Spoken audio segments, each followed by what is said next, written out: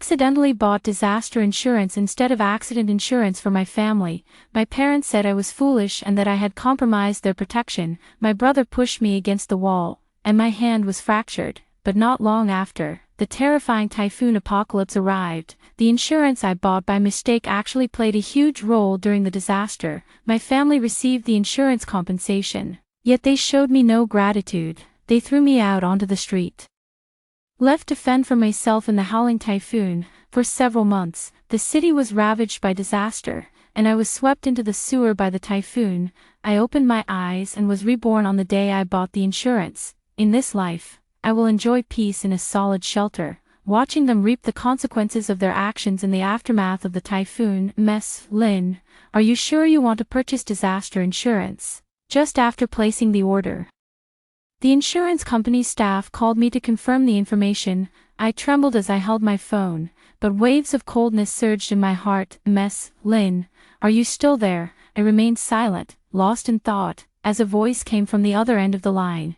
Are you sure you want to purchase disaster insurance instead of personal accident insurance? The staff's voice rang out again, repeatedly asking me. Familiar words entered my mind, and I felt an inexplicable unease.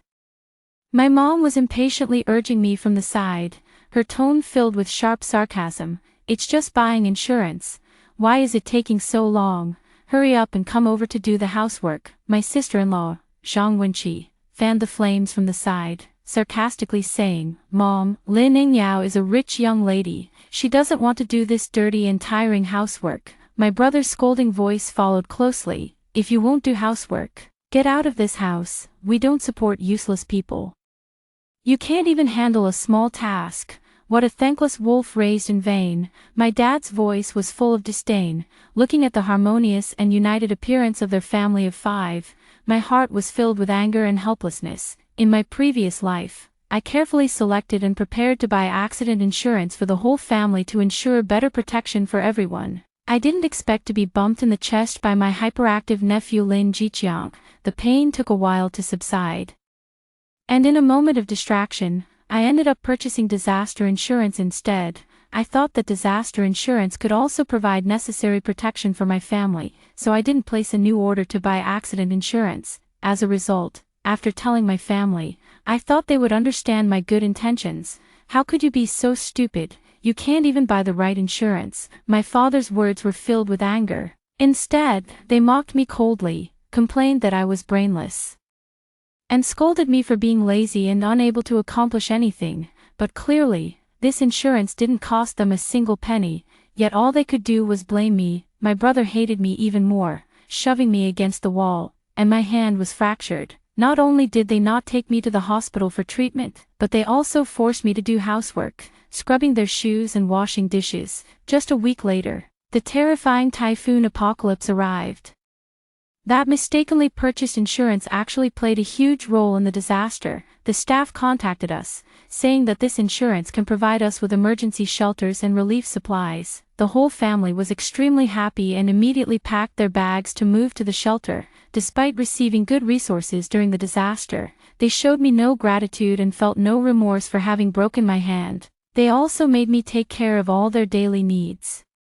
And when I was so hungry that I felt dizzy and went to get something to eat, my brother angrily broke my other hand as well. In the end, they only gave me the leftover soup and bones, and I was forced to crouch on the ground like a dog, licking up the food just to survive a few more days, after the end of the apocalypse, to start a new life again. But they still looked down on me as useless, wasting resources, and threw me onto the streets ravaged by the typhoon, leaving me to fend for myself. In just a few days, the typhoon grew more ferocious. The city was destroyed by the storm, and I had no power to resist, getting swept into the sewer by the typhoon, ultimately meeting a tragic end inside. In the final moments of my life, I felt a deep disappointment in my family. I opened my eyes again, back to the day I helped my family buy insurance. In this life, I must ensure they receive the retribution they deserve. Lin Jiqiang made a face at me, stuck out his tongue, and then turned around to slap his own butt, as if to flaunt my family's indifference towards me.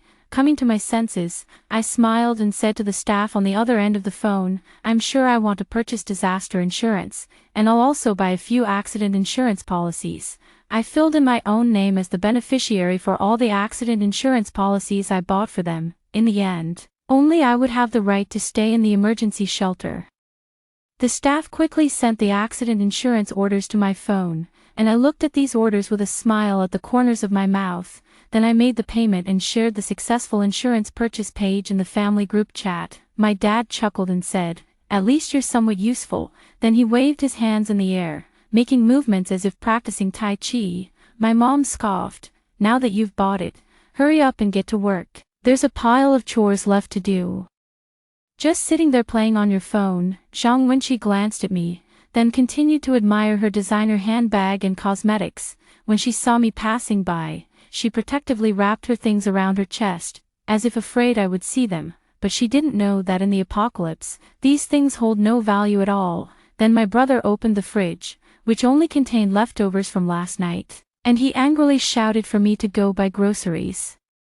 I looked at all kinds of fruits and vegetables in the market, and in the end, I chose the ones with a short shelf life, the perishable foods. Anyway, the apocalypse is coming soon, and I don't want them to live so comfortably and carefree. When I got home, my mom saw that I was carrying several bags full of things, most of which were not fresh, and there were even rotten vegetable leaves. She came over and snatched the things from my hands, carefully inspecting them, and then threw everything on the ground. "What a wasteful thing. You can't even buy vegetables.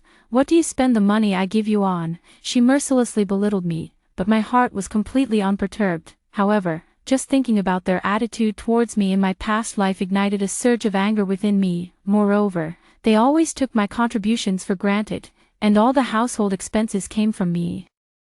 I held back my anger, found an excuse, and told my mom that all of this was given for free. She just nodded. After all, she loved to take advantage of small bargains. Several times, she brought home expired food that others had thrown in the trash, causing me to have stomach pains and end up in the hospital. She laughed at me from the side.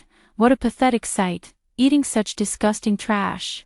Lu Jigang saw me coming back and bumped into my stomach, nearly knocking me over. Zhang Wenqi clapped her hands in praise from the side. "My son is so strong. I'm so proud of you, dear." Then Lu Jigang made a peace sign with both hands and said, "Bad ant. I hate bad ants the most." Zhang Wenqi smiled and gently patted his head, creating a picture of maternal kindness and filial piety. "Why aren't you cooking yet?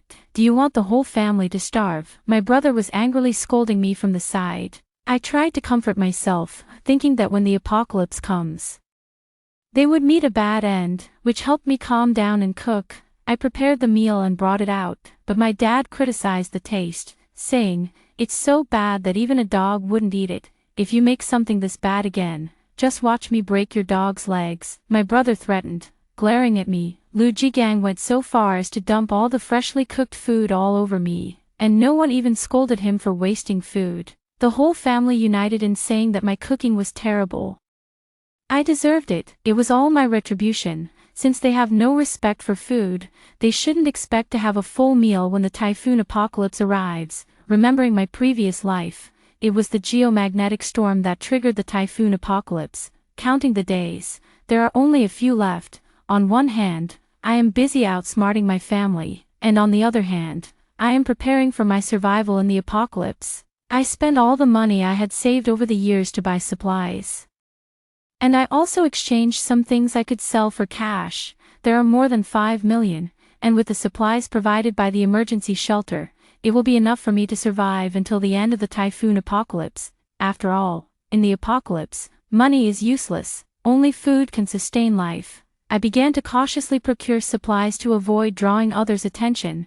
I purchased items both online and in physical stores, even traveling to remote villages in search of non-perishable food and essentials. I rented a warehouse near an emergency shelter and secretly stored a large amount of long-term food supplies inside. I also specifically selected some high-energy, high-nutrition foods to ensure that I could maintain my strength and health in the apocalypse. I realized the importance of water, so I procured various water treatment devices, including portable water purifiers, water purification tablets, and water bags. To prepare for emergencies, I gathered multifunctional tools, knives, and some simple weapons. I also prepared a complete first aid kit, including bandages, disinfectants, painkillers, antibiotics, and basic medical tools. If I encounter someone in need of help, I will do my best to lend a hand, considering the power outages that may occur in the apocalypse. I have prepared a hand crank flashlight, a solar charger, candles, and a large supply of batteries, which will ensure that I can maintain light even in the darkness. More worried about the changes in weather after the apocalypse, I have prepared clothing for various seasons, including cold weather gear, raincoats, gloves, and hats. I spent a lot of money hiring workers to make some modifications to the warehouse, adding soundproofing and insulation materials, and reinforcing the exterior so it wouldn't be blown away by the typhoon. I then set up some concealed observation points to better monitor the external environment. As the signs of geomagnetic storms became increasingly evident, I began to reduce my outings and hasten the transfer of supplies into the warehouse. After several days of torrential rain, everyone frantically hoarded food, and prices skyrocketed. I still play the role of buying groceries at home, but every time I only buy some perishable foods that provide no energy. I want to watch my family, who once treated me harshly, gradually fall in the apocalypse. But my brother usually eats 2 large bowls of rice every day, and now he is looking at pickles with porridge on the table. He yelled at me, "You stupid thing, you can't even buy vegetables." Lin Jigang made a face beside me and chimed in, "Silly ant." I shrugged and said helplessly, "Prices are soaring now. Even vegetables cost hundreds. I really don't have that much money." My mom rolled her eyes beside me. "What about the money you've earned from working these past few years? You don't want to contribute to the family at all." "Mom, if you don't believe me, go look in my room. I haven't saved any money at all." I spread my hands, looking sincere as I spoke to her. My brother looked at me with disappointment and then threw 1,000 yuan in front of me. He irritably said, "If you can't buy food, then don't come home." But my good brother really has some wild ideas. In the apocalypse, 1,000 yuan can't buy much supplies. I pretended to be pitiful and said aggrievedly, "Brother, you have no idea how expensive things are outside. 1,000 yuan might only buy a bottle of drink." But he didn't believe me at all, and even scolded me for being greedy, thinking I wanted to steal money from the family. They were all reluctant to go out, too scared to step outside. So the whole family painfully gave me 50,000 yuan. As usual, I went to the supermarket to buy things. But this time I bought only expensive food that wouldn't fill me up. Isn't it more heartbreaking to see hope only to have it shattered, rather than facing death directly? Since they have never cared about my life or death, I no longer need to yearn for so-called familial affection. My mother greeted the food in my hands with a smile. When she looked up into my eyes, they were filled with disgust again. "I only don't want to go out in heavy rain. Otherwise, why would I need you to buy these things I don't like to eat?" My mother said sarcastically. "The things bought with money are just a burden we have to endure. We can only make do and fill our stomachs a little." My dad laughed mockingly. Yes, but who will go outside to buy supplies when the typhoon sweeps through?" I sneered coldly in my heart, then put the food away. I couldn't possibly let my family starve, could I? Lin Jigang saw me putting the food away and hurried over to rummage through it. Then, while watching TV and snacking, when I looked at him, he was hiding his face with snacks. Not long after, right in front of me, he poured all the snacks into his mouth. Zhang Wenqi saw this and snatched the snacks from his hand. "It's all your aunt's fault for buying you so many snacks. You're going to get cavities." He couldn't win the struggle and glared at me angrily. "His cavities are clearly caused by sneaking candy every night and not brushing his teeth. So why am I the one getting blamed for everything?" He angrily ran into my room and threw all the clothes from my closet onto the floor, trampling them. I've lost count of how many times this has happened. Every time I want to teach him a lesson, my mom says, "He's still young, he doesn't understand, you should let him be." Zhang Wenqi would say, "My son is so well behaved, if you hadn't provoked him, he wouldn't have touched your things. No matter what I do, it's always wrong. I want to teach him well and help him become an upright person." However, Lin Jigang grew up spoiled, always self-centered, and no matter what mistakes he made, they were all blamed on me. He throws his socks everywhere every day, Even on my brother's bedside, they don't blame their son. Instead, they complain that I didn't wash the socks. He always makes the house a mess. And my mom just smiles and says he has strong practical skills and will definitely have a bright future. The most outrageous thing is that he secretly played with fire and almost set the house on fire. Zhang Wenqi even protected him, saying he was just a child who didn't understand, and it was all my fault for not keeping an eye on him. Anyway, I have already tried to advise him. Whether he listens or not is beyond my control. I returned to my room and hung my clothes by the window. Looking out at the pouring rain and the sounds of a whoosh coming from everywhere, it was the sound of the news that pulled me back to reality. It is currently a continuous heavy rain. Please do not go out unless necessary. Everyone should stock up on supplies and wait for the good news from us. The Meteorological Bureau is still investigating this sudden situation, simply stating that the geomagnetic storm will affect the weather, and hopes everyone remains calm and does not panic. I looked at the people in my home, and indeed, none of them were panicking. Everyone was busy with their own things. Finally, the apocalyptic typhoon arrived, and before that, I conducted a final check and organization of all the supplies. The city fell into chaos, and my family still thought it was just a small typhoon that would pass in a few days, showing no concern at all, and I have already made all the preparations. I just need to quietly wait for the right moment to go to my shelter. After the typhoon apocalypse arrived, the sky remained pitch black, and only by looking at the time could people distinguish between day and night. The insurance company immediately called to tell me that this insurance could provide me with emergency shelters and relief supplies. It was the same in my previous life. I shared this news with my family. They happily packed their bags and left, but this time I wouldn't be so foolish. I explained the situation to the insurance company representative and said I would come by later, asking them to hold the supplies for now. The continuous reports on the news finally made my family start to feel anxious. Mom and Dad were rummaging through the cabinets and refrigerator to see what food we had, and the most abundant item was definitely the fiber biscuits. When you first eat them, you feel full, but they actually aid digestion. Besides these, I also prepared a lot of unhealthy puffed snacks for my family. When my mom saw so many biscuits, she let out a sigh of relief. It's good that I was smart before and had Lin Yingyao buy a lot of food. Now we don't have to worry about not having anything to eat. After listening to this, Lin Jigang secretly took some chips and hid in my room to eat. Naturally, I had to cover for him, letting him eat more now, since there might not be any food later. Taking advantage of the seemingly improving weather, my brother forced me to go out and buy more food, just in case. It was clearly the scorching summer, yet the weather outside was chilling to the bone. I braved the cold wind and rain, wearing a down jacket, and strolled around the supermarket, returning empty-handed. It wasn't that the supermarket had been completely emptied, rather, I simply didn't want to buy anything to take home, seeing my empty hands. My brother was about to throw a punch at my head. I nimbly dodged past him, saying, "Sigh, what should I do?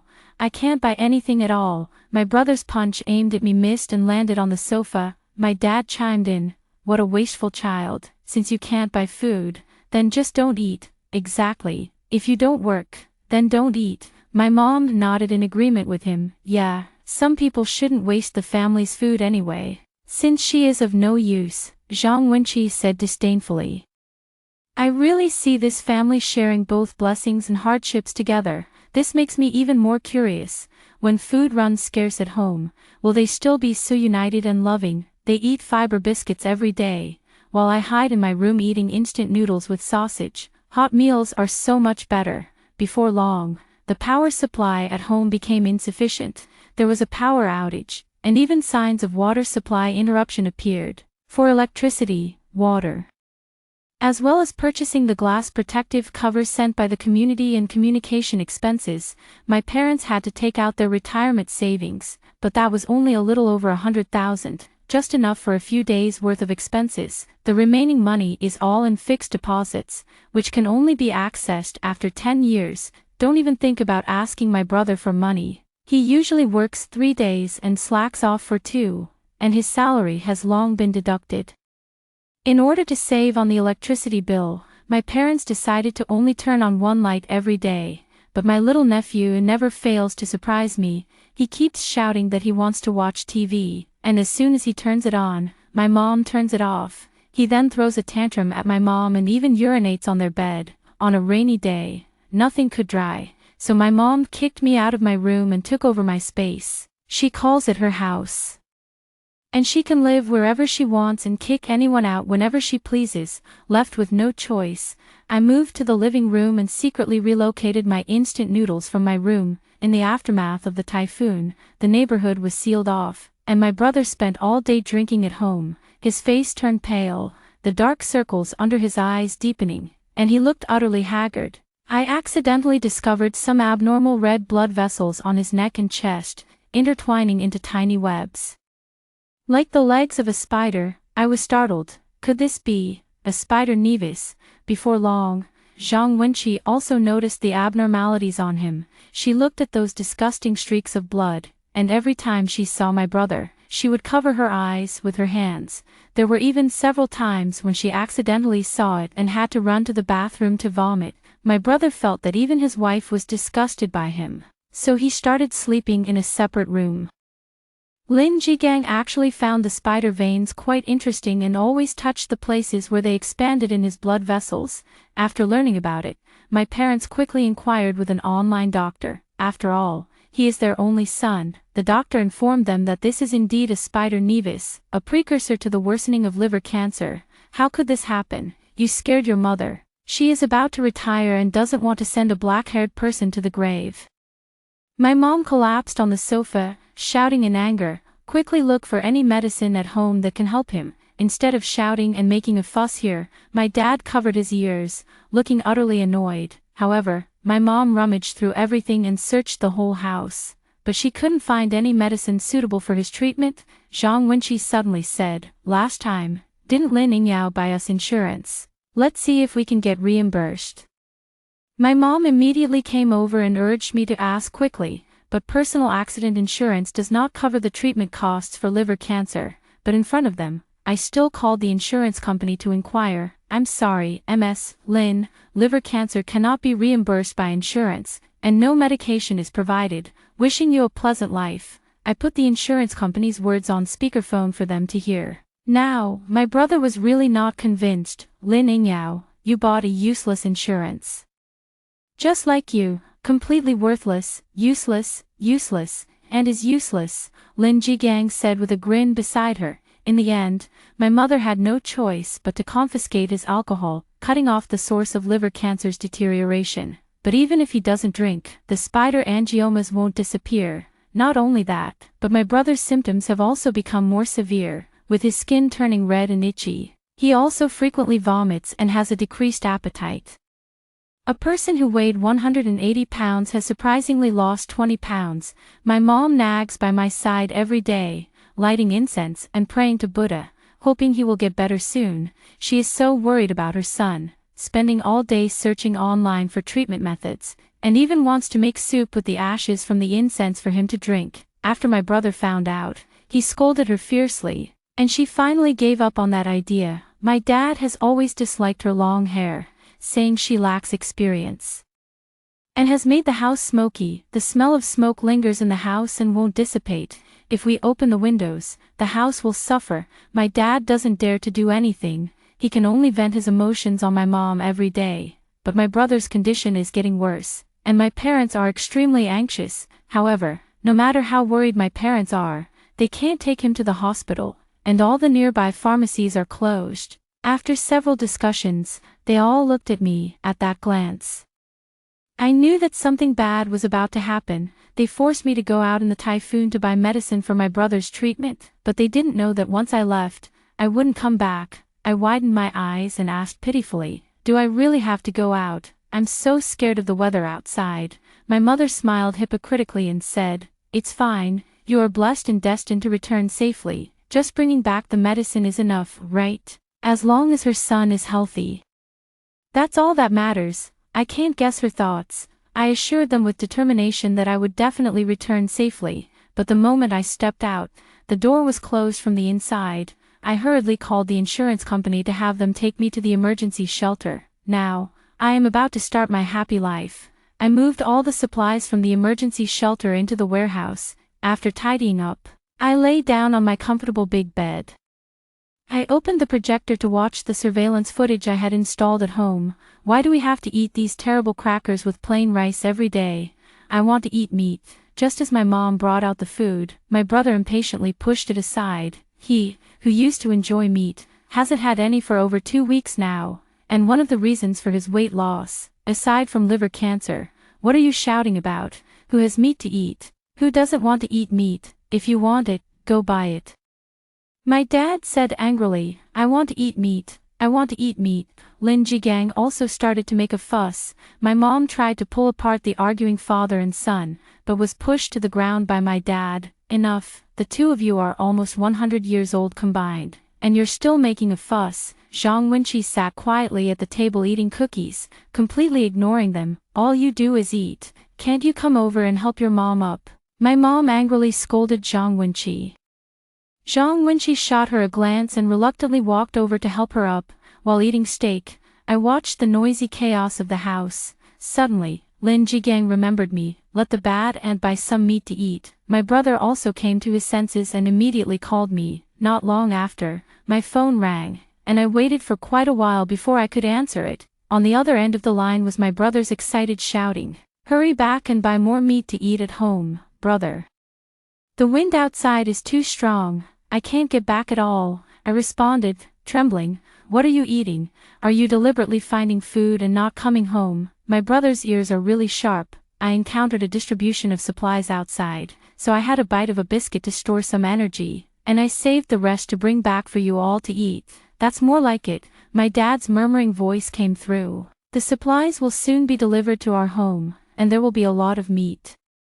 When the time comes, I'll bring the medicine back to eat together. As soon as I finished speaking, a burst of laughter came from the other end of the phone, and then it was hung up. How could something so good happen? Even if it did, it wouldn't reach our family. They happily started a hot pot with the frozen dumplings from the fridge and the remaining vegetables. There was a knock at the door, and they were momentarily stunned, then filled with joy. But when they opened the door, it wasn't the supplies they were hoping for, it was their neighbor, Huang Ketao. Zhang Wenqi saw this and, regardless of the reason, warmly pulled him into her home. He was there to mooch a meal, and Zhang Wenqi's enthusiastic attitude towards him surpassed that towards my brother. My brother nudged her with his arm, hinting that even the things in their own home might not be enough to eat. She waved her hand dismissively. Didn't Lin Yingyao say that supplies would arrive soon? What's the rush?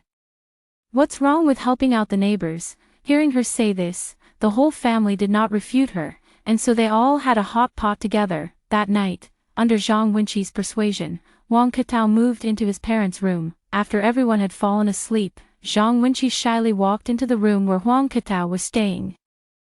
Wrapped in a bath towel, until the early morning, Zhang Wenqi, wearing thin lingerie, with a flushed face and a cheerful mood, walked back to my brother's room. I really didn't expect to see such an exciting scene in the middle of the night when I couldn't sleep. I am even more curious about my brother's reaction when he finds out. The next day at dinner, Zhang Wenqi kept her head down the entire time. No matter what her family said, she didn't respond, lost in her own world. Occasionally smiling as if reminiscing, Zhang Wenqi went to find Huang Ketao every night, but just happened to be seen by my brother when he went to the bathroom in the middle of the night.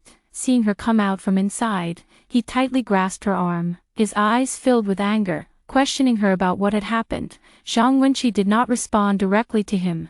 Her arm was gripped so tightly by my brother that it turned red, and their argument woke the whole family. "What are you making noise about so late at night?" "I'm exhausted," my dad said, rubbing his eyes, sounding impatient. My mom's sharp voice also came through. "Exactly, why are you making noise instead of sleeping properly?" Then my mom walked over and turned on the light, only to see the scene in front of her clearly. Zhang Wenqi was disheveled, with love bites all over her neck. Huang Ketao also came out to watch what was happening. My mom pushed him into the room and then pulled my brother and Zhang Wenqi aside. "There are outsiders in the house. You two need to go back to the room if you want to argue." My mom shot them another glare. "Mom, she came out of that room. What do you think she can do?" My mom also understood the situation, couldn't help but slap him, and then had my dad throw Huang Ketao out. Zhang Wenqi walked back to her room, her face flushed with anger. This farce was finally over. There isn't much food left at home. After all, 6 people are eating together, and their appetites are quite large. My brother's liver cancer is becoming more and more apparent, and he even vomits while eating due to the pain. They are still waiting for the distribution of supplies, not at all worried about the lack of food at home, continuing to indulge in luxurious meals. It wasn't until the day when there was truly no food left that they remembered me. "Didn't you say there would be supplies delivered? Why haven't they arrived yet? We're almost out of food at home," my dad asked anxiously. I don't know either. I heard it too. Why don't you wait a bit longer?" I pretended to respond nervously to them. "When can you come back? When will you bring the medicine back?" My brother snatched the phone and asked. "I can't go back right now. I've been swept into the sewer by the typhoon. I can only stay here to avoid the storm." My brother angrily tried to throw the phone to the ground, but my dad quickly snatched it away. "Then you two go buy some food," my dad directed my mom and Zhang Wenqi. "Why should it be me? It's so dangerous outside. Why don't you go?" my mom accused him. "Isn't grocery shopping usually a woman's job? If you don't go, then let's all starve together." My mom fell silent, and before long, she put on her thick cotton coat and went out with Zhang Wenqi. Zhang Wenqi was reluctant to go out.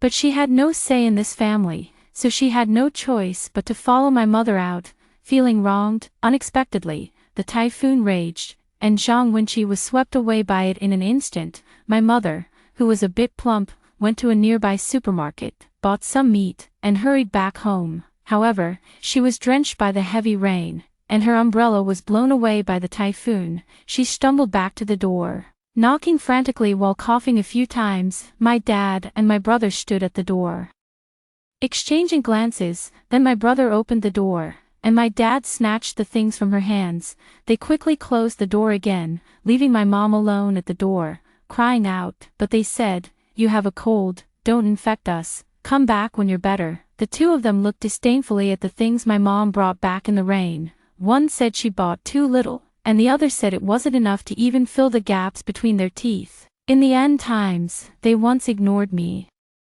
and now they are just as selfish. "Don't mind her. Let's cook the meat first and talk about the rest later," my dad said selfishly. Soon, the old man and his grandson happily ate the hard-earned meat, their faces beaming with joy. Outside the door, my mother's knocking and shouting could be heard from time to time, and Lin Jigang wanted to go open the door to take a look, but my brother stopped me. "If you want to go out, then don't come back."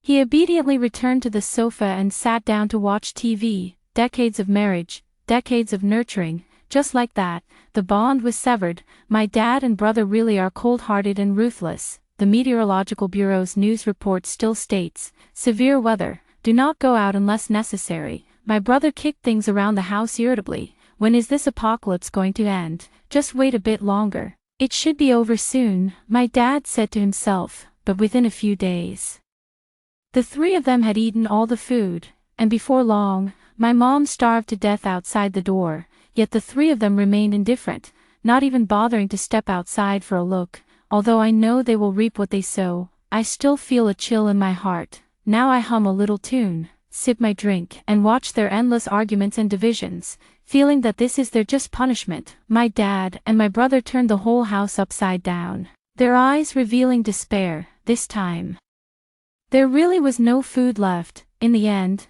they set their sights on the potted plants at home, and my dad directly took the flowers and put them in the pot to cook. They even cut the leather of the sofa and threw it into the pot to boil, saying, "As long as it can be eaten, it's fine, we won't starve to death." The leather from the sofa boiled down to a mushy mess, emitting a pungent odor. "It really stinks." The three of them covered their noses, but my brother just took a bite and spat it out, saying, "This junk tastes terrible." My dad, curious, quickly took a bite, his face full of bitterness. In order to survive, he really swallowed it down. Seeing this, my brother had no choice but to eat as well, and he forced Lin Jigang to eat the sofa leather too. Lin Jigang couldn't hold it in. As soon as he ate, he started to spit it out bite by bite. My brother looked helplessly and didn't force him anymore. In the end, my brother actually asked my dad to go out and find something to eat. And of course, my dad knew his little scheme. He absolutely refused to go, and so the two of them just kept wasting time at home. What about Lin Yingyao? Is she dead? Can she come back? My dad suddenly remembered me. My heart jolted, and the phone rang again. They only call me when they need something. I irritably picked up the phone. And an angry voice came through. When are you coming back? We have no food left at home. We're just waiting for you to bring something back. My dad's familiar voice reached my ears.